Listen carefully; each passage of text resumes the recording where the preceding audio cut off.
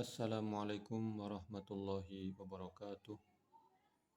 Apa kabar teman-teman semuanya? Semoga teman-teman di sana senantiasa diberikan kesehatan dan kelancaran rezeki serta keberkahan padanya. Teman-teman sekalian, pada video kali ini kita akan memulai pembelajaran terkait dengan ilmu nahwu, dan buku yang kita gunakan adalah An-Nahwul Wadih jilid yang pertama. Bagi teman-teman yang sudah memilikinya, kami menyarankan agar membawa buku tersebut agar lebih mudah dalam mencocokkannya dengan penjelasan yang kami sampaikan. Dan bagi teman-teman yang memang belum memilikinya, dan kami sangat menyarankan pula untuk segera memilikinya karena harganya sangat terjangkau. Dan insya Allah buku ini mudah didapati di toko-toko buku, khususnya yang toko buku yang menjual buku-buku agama. Atau teman-teman juga bisa beli bukunya di online. Baiklah teman-teman semuanya, kita akan masuk kepada pembahasan pertama, yaitu Al-Jumlatul Mufidah. Dan bagi teman-teman yang memang baru atau belum pernah mempelajari ilmu nahwu, pasti sangat asing dengan kata al-jumlatul mufidah. Namun seiring berjalannya waktu, dan insya Allah nanti di halaman berikutnya akan ada kaidah yang nanti kita akan jelaskan. Dan sebelum kita masuk kepada pembacaan kemudian penjelasan tentang bab pertama ini atau kaidah pertama ini, kami mengajak teman-teman semuanya agar mengikhlaskan belajar ini karena Allah Subhanahu wa Ta'ala. Kenapa demikian? Karena ikhlas dalam belajar, ikhlas dalam menuntut ilmu, ikhlas dalam melakukan amal kebaikan sangat berpengaruh kepada apa yang nanti kita akan dapatkan. Salah satu kunci pemahaman adalah dengan keikhlasan. Mari kita ketuk pintu pemahaman itu dengan kita mengikhlaskan belajar kita karena Allah Subhanahu wa Ta'ala. Dan niatkan pula bahwasanya belajar adalah kebutuhan kita semuanya, bukan kebutuhan sampingan, tapi ia adalah kebutuhan yang perlu dipenuhi oleh setiap hamba yang beriman. Baiklah teman-teman semuanya,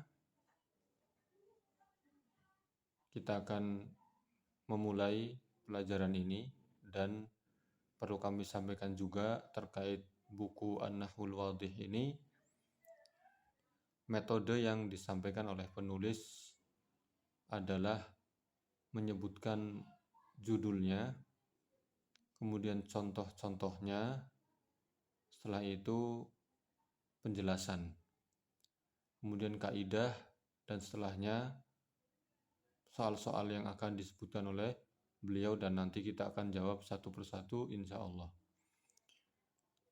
Baik teman-teman semuanya, silakan bagi yang memiliki bukunya bisa dibuka halaman 9 ya. Al-Jumlatul Mufidah. Al-Amsilatu. Al-Amsilatu artinya contoh-contoh. Dan artinya contoh-contoh dari Al-Jumlatu Al-Mufidah. Al-Bustanu Jamilun. Yang pertama, Al-Bustanu Jamilun.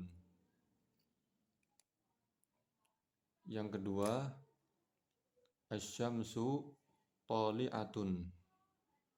Yang ketiga, Syamma Aliyun Wardatan.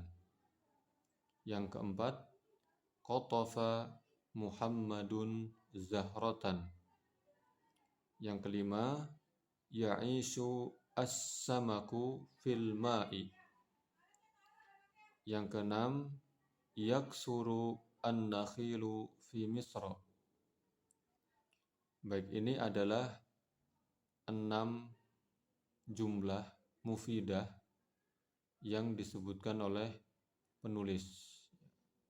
Di antara ya, contoh-contohnya adalah yang beliau sebutkan ini. Apa itu al-bustanu jamilun? Al-bustan artinya kebun. Jamil artinya bagus atau indah. Sehingga kita bisa artikan al-bustanu jamilun, kebun itu indah. Kemudian yang kedua, asyamsu tali'atun. Apa itu asyamsu? Asyamsu adalah matahari. Tali'atun muncul atau nampak.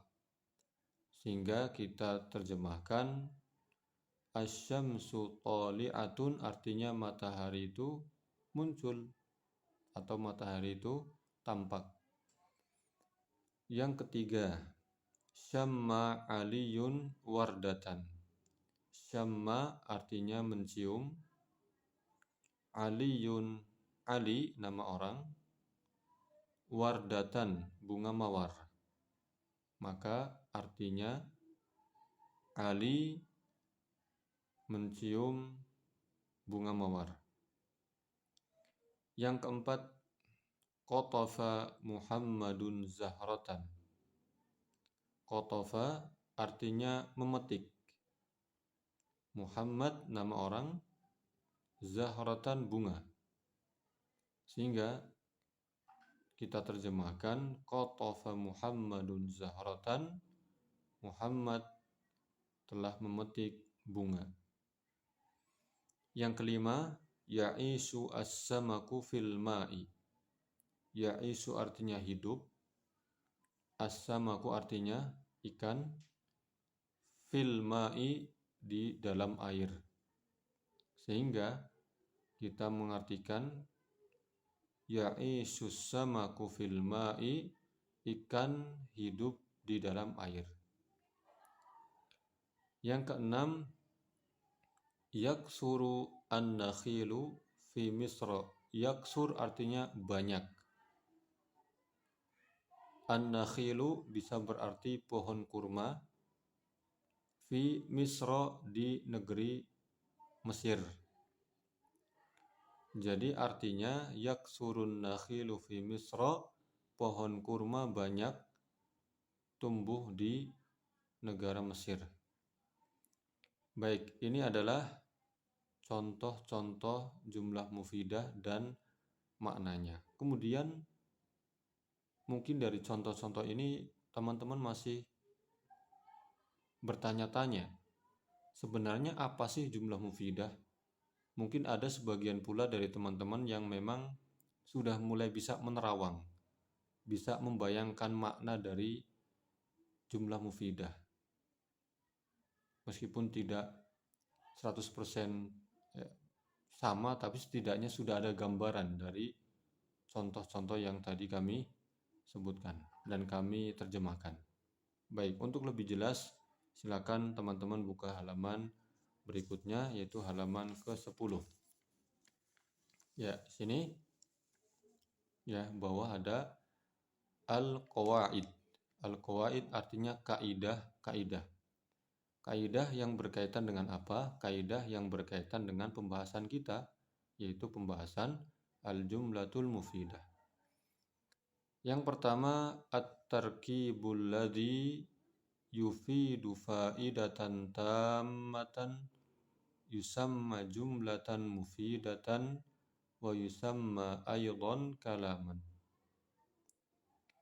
Ya, ini adalah pengertian dari jumlah mufidah. At-tarkib, susunan, allazi yufidu faidatan tammah, susunan yang memberikan faidah sempurna.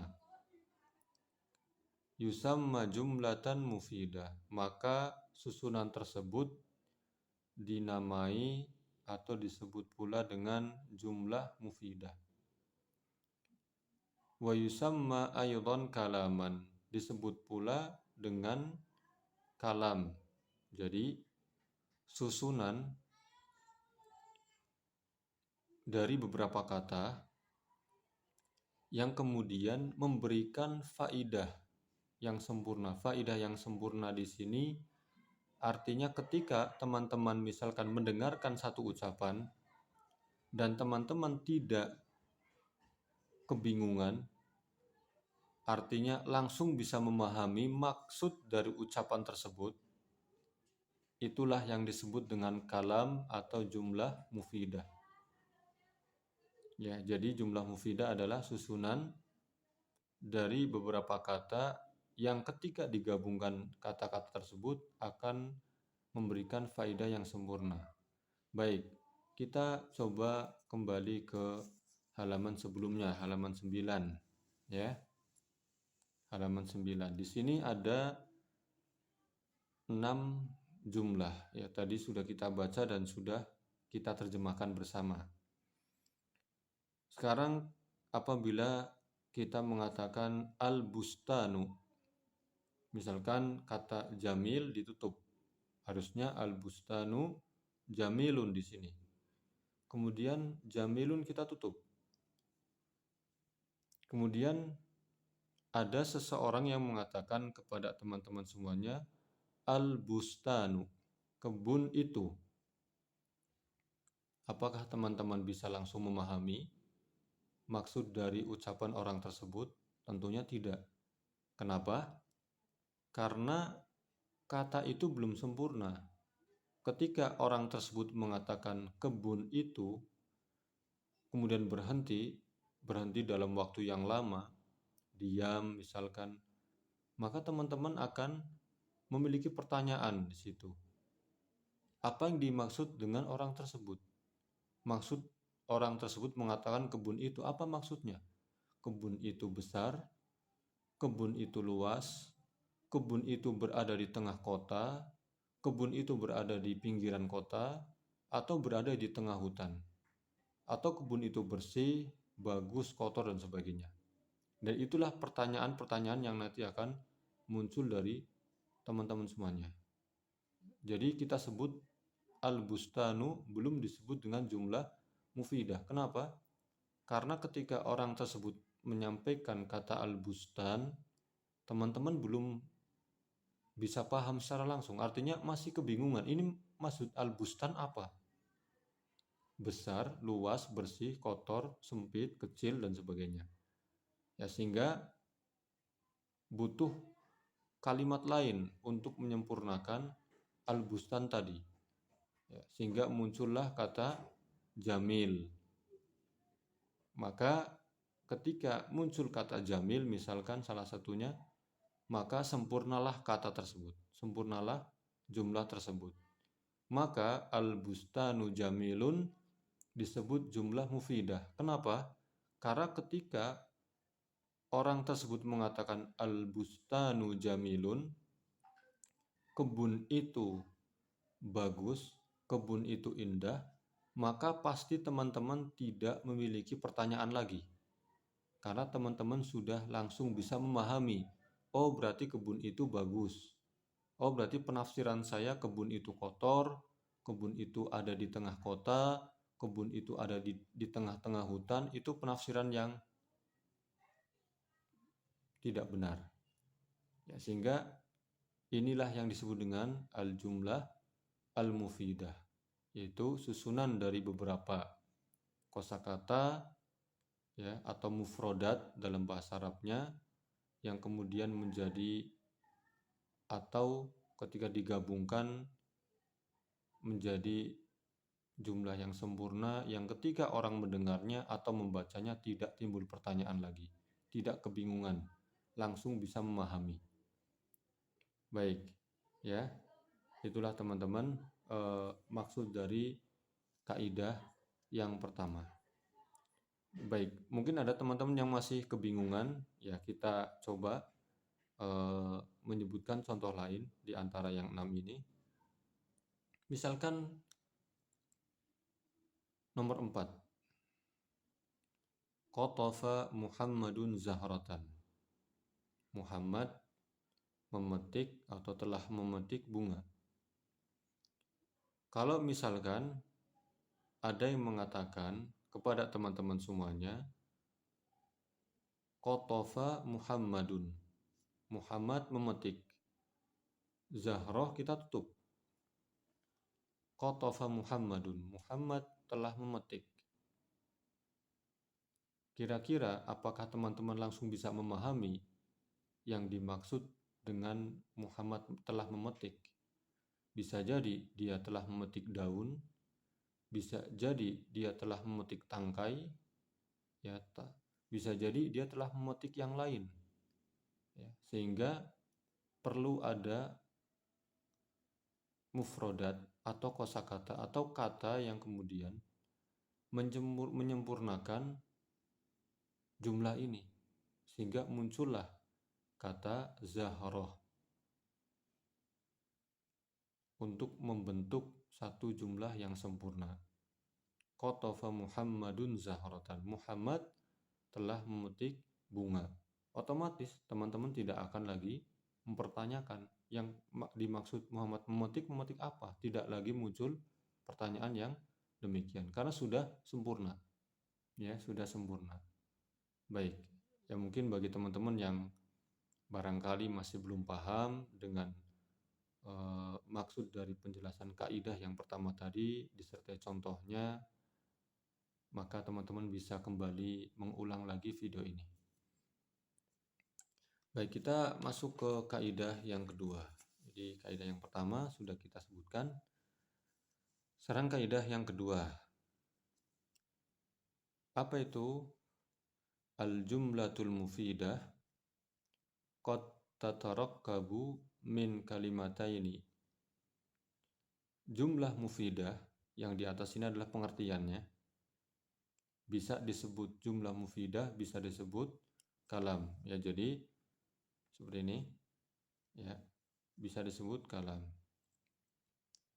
Jadi susunan dari beberapa kosakata yang memberikan faedah yang sempurna itu disebut jumlah mufidah, disebut juga dengan kalam.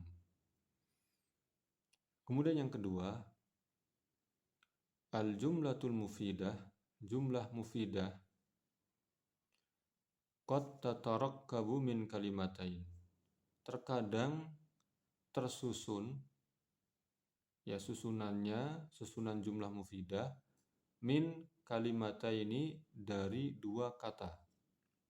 Ya, dari dua kata. Baik.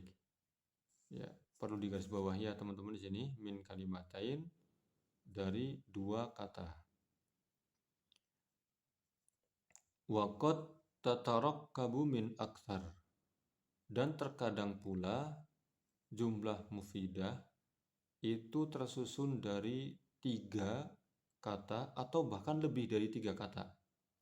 Ya, jadi bisa 2 kata, bisa terdiri dari 3 kata atau mufrodat, kosakata, atau 4, ya, lebih dari 2 bisa. Wa kullu kalimatin fiha tu'addu juz'an minha. Dan setiap kalimat yang ada pada jumlah mufidah itu dihitung bagian dari jumlah tersebut. Ya, terhitung dari jumlah tersebut. Baik, sekarang jumlah mufidah itu bisa terdiri dari 2 kalimat, bisa 3 kalimat, bisa lebih. Baik, sekarang kita kembali lagi ke halaman sebelumnya. Ya. Halaman 9. Tadi jumlah mufidah adalah jumlah yang bisa, yang susunannya, susunan jumlah mufidah itu minimal terdiri dari 2 kosakata atau mufrodat. Contohnya yang mana? Ya, contohnya adalah nomor 1 dan nomor 2. Nomor 1, al-bustanu, ini satu kata. Jamilun, satu kata. Al-bustanu 1, jamilun 1, menjadi 2. Maka al-bustanu jamilun disebut sebagai jumlah mufidah. Baik. Kemudian yang kedua, asyamsu tali'atun. Asyamsu satu kata, tali'atun satu kata. 1 ditambah 1, 2. Maka asyamsu tali'atun disebut sebagai jumlah mufidah. Ini yang terdiri dari 2 mufradat atau 2 kosakata. Kemudian yang ketiga, bahwa jumlah mufidah susunannya bisa lebih dari 2. Misalkan 3, ya 3 mufradat. Contohnya nomor 3 dan nomor 4. Perhatikan, ada jumlah syamma aliyun wardatan. Ada berapa kalimat? Ada berapa kata di sini? Ada 3 kata. Syamma 1, aliyun 2, wardatan 3. Sehingga kita menyebutkan bahwa syamma aliyun wardatan adalah jumlah mufidah karena ia terdiri dari 3 kata. Kemudian yang selanjutnya yang masih sama dengan nomor 3 adalah nomor 4. Perhatikan, qatafa Muhammadun zahratan. Qatafa 1, Muhammadun 2, zahratan 3. Maka kita menyebutkan bahwasanya qatafa Muhammadun zahratan adalah jumlah mufidah. Yang pertama, dia memberikan faidah yang sempurna dan dia terdiri dari 3 kata atau lebih dari 2 kata. Maka nomor 4 ini disebut jumlah. Kemudian yang kelima, ya'isus samaku fil ma'i. Ya, tadi kita sebutkan bahwasanya yang namanya lebih dari 2, bisa 3, bisa 4. Ya, nomor 5 dan nomor 6 adalah contoh dari jumlah yang terdiri dari 4 mufradat. Yang pertama atau yang nomor 5 adalah ya'isu as-samaku fi al-ma'i. Ya'isu 1, as-samaku 2, fi 3, al-ma 4. Ya, jadi ya'isu as-samaku fil ma'i, susunan katanya memberikan faidah yang sempurna, dan yang kedua lebih dari 2 kata. Kemudian yang keenam juga sama seperti yang kita jelaskan pada nomor 5. Yaksuru an-nakhilu fi Misra. Ya, yaksuru 1, an-nakhilu 2, fi 3, Misra 4. Yaksurun nakhilu fi Misra jumlah mufidah karena dia memberikan faidah yang sempurna dan dia lebih susunannya dari 2 kata. Baik, ini adalah penerapan dari kaidah yang kedua. Ya, teman-teman yang mungkin masih belum paham bisa diulang lagi penjelasan dari kaidah ini. Mungkin ada pertanyaan, bagaimana kalau menyebutkan jumlah tapi bisa lebih dari 4 malahan? Misalkan katanya bisa 5, bisa 6, mungkin bisa sampai 10. Tapi tidak memberikan faedah yang sempurna. Artinya yang mendengarkan masih bertanya-tanya, masih bingung. Maka sepanjang itu ya, artinya meskipun kata-katanya bisa sampai 10 sampai 20, selama tidak memberikan faedah yang sempurna, maka belum disebut sebagai jumlah mufidah. Jadi jumlah mufidah tidak harus panjang, bisa terdiri dari 2 kata. Yang jelas memberikan, selain susunannya, juga perlu diperhatikan maknanya. Ya, jadi bukan hanya memperhatikan susunan, ya. Mungkin ada orang-orang yang ingin menunjukkan semangatnya dalam membuat jumlah sampai kosakata yang dikumpulkan itu bisa sampai 10, 15, 20. Tapi urgensi dari kalimat tersebut tidak ada. Artinya orang yang mendengarkan masih kebingungan, ya. Padahal sudah merangkai kata yang sangat panjang.